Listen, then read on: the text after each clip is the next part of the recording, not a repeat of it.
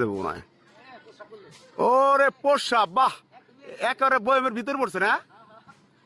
বাবা বাবা বাহ, কি যে টেস্ট হবে এটা খাইতে। মামু তুই কি দেখাইলে এটা মামু? আপনারা যে এত শখের রস খেতে চান, সুস্বাদু রস, খেজুর রস, এই যে দেখেন, এই যে মামু কি করতেছে, এই যে মামু একেবারে জিব্বা দিয়ে চেটে চেটে খাচ্ছে, খুব সুস্বাদু। এই যে এগুলাই তো যে বয়মে পড়তেছে, সেও খাচ্ছে। আর একেবারে সহজে নিপা ভাইরাস, আরো কত ধরনের যে ভাইরাস হয়ে থাকে, এই যে দেখেন।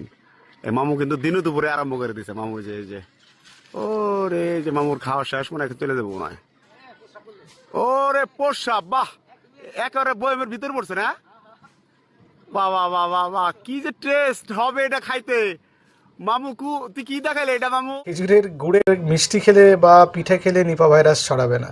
নিপা ভাইরাস ছড়ায় বাদুড়ের মাধ্যমে। সেটা অ্যানিম্যাল থেকে মানুষে ছড়ায় বা মানুষ থেকে মানুষে ছড়াতে পারে। কখনো কখনো শুয়োর ইন্টারমিডিয়েট হোস্ট হিসাবে কাজ করে, মানে ওই যে বাদুড় আর মানুষের মাঝখানে তার শরীরে ভাইরাস গ্রো করতে পারে। এখন যদি ওই বাদুড়, মনে করুন কোনো জায়গায় খেজুরের গাছ থেকে রস বার করা হয়েছে, ওভারনাইট ওই একটা কলসির মতো আটকানো থাকে গাছের গায়ে, সেখানে রস পড়ে। বাদুড় যদি সেটাকে, সেই ফলটাকে বা সেই রসের জায়গাটাকে লিক করে বা চাটে, বা সেখানে যদি মূত্রত্যাগ করে বা সেই পার্টিকুলার ফল বা সেটাকে যদি খায়, তাহলে তার শরীরে থাকা ভাইরাসটা ওই জিনিসের মধ্যে চলে আসে। এবং সাধারণত খেজুরের গাছ বা তাল গাছের রস লোকে তার গরম করে খায় না, টাটকা ওখান থেকে নামিয়ে নিয়ে এসে খায়। তো সেটা গরম করার জন্য বা ফোটানো হয়নি বলে ভাইরাসটা সেখানে জ্যান্ত অবস্থায় থাকবে। সেই অবস্থায় কেউ যদি খান, তখন নিপা ভাইরাস তার শরীরে ঢুকবে এবং লক্ষণ তৈরি করতে পারে। সাধারণভাবে নিপা ভাইরাস শরীরে ঢুকলে যেরকম ভাইরাল ফিভারের মতো লক্ষণ তৈরি হয়, সেইভাবেই হয়। জ্বর, সর্দি, কাশি, গায়ে ব্যথা, গলা ব্যথা, পেটে ব্যথা, লুজ মোশন, ভমিটিং ইত্যাদি। কিছু অ্যাডভান্স স্টেজে, সিভিয়ার কেসেসগুলোতে, সেগুলোতে এনকেফেলাইটিস হয়, সেখানে যেমন ড্রাউজিনেস হয়ে যাওয়া বা ঝিমিয়ে পড়া বা নিস্তেজ হয়ে যাওয়া, খিঁচুনি বা কোমা ইত্যাদি হয়। যদি কারো নিপা ভাইরাস আনট্রিটেড থাকে, তাহলে কিন্তু তার মর্টালিটি হাই, মানে 40 থেকে 70% লোকের হাই মর্টালিটি হবে, মানে তাদের খারাপ হবে আর কি। কিন্তু যদি আগে ট্রিটমেন্ট করা শুরু করা যায়, তাহলে তার চিকিৎসার আউটকাম ভালো। এর কোনো স্পেসিফিক ট্রিটমেন্ট নেই, নন স্পেসিফিক ট্রিটমেন্ট, কিন্তু বলা হচ্ছে যে সিমটম শুরু হওয়ার সঙ্গে সঙ্গে চিকিৎসা করলে তার আউটকাম ভালো। এখন অনেকগুলো জিনিস এখানে আমাদের আছে যে তাহলে কি খুব দ্রুত ছড়িয়ে যাচ্ছে কিনা, মানুষ থেকে মানুষে কীভাবে ছড়াচ্ছে। মানুষ থেকে মানুষে হাঁচি কাশির মাধ্যমে ছড়ায়, ড্রপলেট ইনফেকশনের মতো, বা সারফেস থেকে ছড়াতে পারে। এবং তাদের রিস্ক বেশি যারা ওই গাছ থেকে রস নামাচ্ছেন বা ফার্মে কাজ করছেন, শুয়োর টুয়োর ইত্যাদি হ্যান্ডেল করছেন, এবং যারা কেয়ার গিভার, যাদের নিপা ভাইরাস হয়েছে পেশেন্টদের চিকিৎসা করছেন বা তাদের ক্লোজ কন্ট্যাক্টে আসছেন, তাদের হওয়ার সম্ভাবনা বেশি। এবং আতঙ্কিত হওয়ার মতো কিছু হয়নি যে মারাত্মক কিছু একটা হয়ে গেল। কোভিডের মতো খারাপ ইনফেকশনও আপনারা সেটাকে হ্যান্ডেল করেছেন, সোশ্যাল ডিস্ট্যান্সিং করে, মাস্ক ইউজ করে, স্যানিটাইজার ইউজ করে এবং হাইজিন মেনটেন করে সেটাকে কমব্যাট করেছি আমরা। সুতরাং আপনারা এরকম ভয় পেয়ে দুশ্চিন্তাগ্রস্ত হবেন না। এমন কিছু মারাত্মক কিছু এখন আউটব্রেক হয়নি এবং আপডেট জানা যাবে। তবে সতর্ক থাকতে হবে, বিশেষ করে খেজুর বা তাল গাছের রস কাঁচা অবস্থায় খাবেন না এখন, সেটাকে অ্যাভয়েড করতে হবে। প্রাইমারিলি এটাই আমরা মাথায় রাখি। গুড় খাওয়াতে কোনো অসুবিধা নেই, কারণ সেই রসটাকে জাল দিয়ে ফুটিয়ে অনেক কিছু করে গুড় বানানো হয়, তার মধ্যে ভাইরাস আর জ্যান্ত থাকবে না।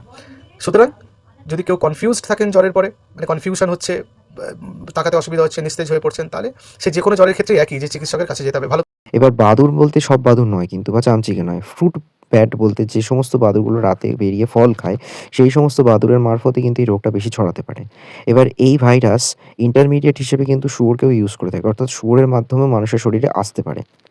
মানে শুয়োরের মধ্যে কিন্তু বাদুড় থেকে এই ভাইরাসটা এলো। দেন যারা শুয়োরের খোয়ারে বা শুয়োরের ফার্মে কাজ করছে বা শুয়োরের মাংস যারা খাচ্ছে, যদি ঠিকঠাক মতো প্রপার প্রোটেকশন রেখে না মেপে বা ফুটিয়ে খাওয়া হয়, তাহলে সেখান থেকে ভাইরাসটা মানুষের শরীরে আসতে পারে। এবার মানুষের শরীরে থেকে মানুষের শরীরে যায় বলতে সর্দি, কাশি, হাঁচি, ড্রপলেট, সারফেস ড্রপলেট এগুলো থেকে ছড়ায়। সো এই ভাইরাস এখন যেভাবে স্প্রেড করছে এবং এর স্প্রেডিং চান্সেস অনেক বেশি হাই। মানে কোভিডের সময় দেখা গেছিলো করোনা ভাইরাসে কোমরবিডিটি ছিল 1.2 থেকে 2%, মানে 100 জনের মধ্যে 2 জনের মধ্যে কোমরবিডিটি চান্সেস ছিল বা স্প্রেডিং চান্সেস অনেক কম ছিল। এক্ষেত্রে স্প্রেডিং চান্সেস অনেক বেশি। সো স্যানিটাইজার ইউজ করুন, হাত পা পরিষ্কার রাখুন, মাস্ক ইউজ করুন।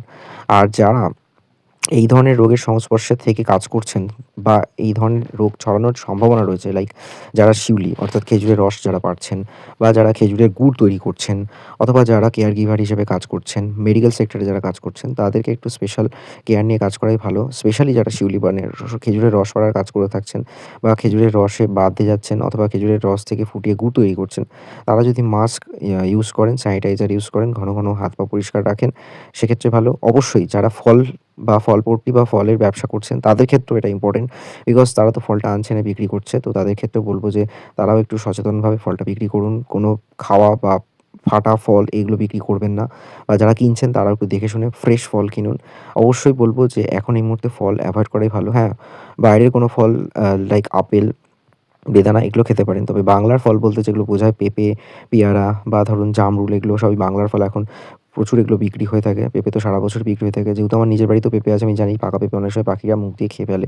সো এই সময় যেমন আমি নিজেও এখন পেঁপে খাওয়া থেকে বিরতই থাকছি। তো আপনাদেরও বলব যে একটু এভয়েড করে চলুন। হয়তো ফল সবাইকেই খাওয়াটা দরকার অ্যান্টিঅক্সিডেন্ট ক্লিয়ার রাখার জন্য বা শরীরের ভিটামিনস, মিনারেলস এগুলো মেইনটেইন করার জন্য। বাট আমি বলব যে এই সময় খেলে একটু সচেতনভাবে খান, অথবা আপেল খেলে বলব আপেলটা সেদ্ধ করে খান, বা এই ধরনের কোনো ফল যেটা ফুটিয়ে খেতে পারলে ভালো। মানে ডাইরেক্ট না খেয়ে অন্য কোনো প্রসেসে করে যদি খাওয়া যেতে পারে বেটার হবে। আর স্পেশালি বলব যে পেঁপে, জামরুল, পেয়ারা এগুলো থেকে আপাতত বিরত থাকুন। সো নিপা ভাইরাস নিয়ে ভয় না পেয়ে প্রপার মেডিকেশনস এবং প্রপার প্রোটেকশনস রেখে যদি চলা যায়, তাহলে আমরা নিশ্চয়ই কোভিডের মতো এটাকেও জয় করতে পারবো। Stay tune on Bong stories.